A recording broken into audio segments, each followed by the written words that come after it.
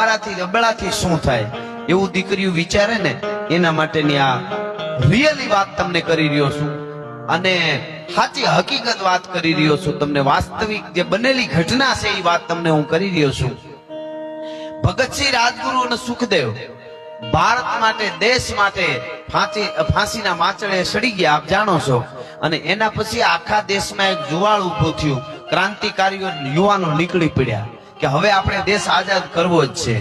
ઈ ખબર બંગાળમાં બે દીકરીઓ અભ્યાસ કરતી હતી। સાંભળજો, નાની ઉંમર હોય ને તો એમ લાગે ને અમે શું કરી શકીએ, એટલે આ વાત ખાસ કરું છું। અને આવી વાર્તાઓ સાંભળશો જીવનમાં તમને દીકરીઓને આગળ કામ આવશે।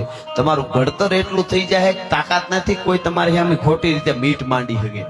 બે દીકરીઓ ઉંમર જોઈજો તમે, આ કોઈ કાલ્પનિક વાત નથી, કહાની નથી કાલ્પનિક, આ હકીકત વાત કરું। બે દીકરીઓ બંગાળમાં, એ બે સ્કૂલમાં ભણતી હતી, એને નક્કી કર્યું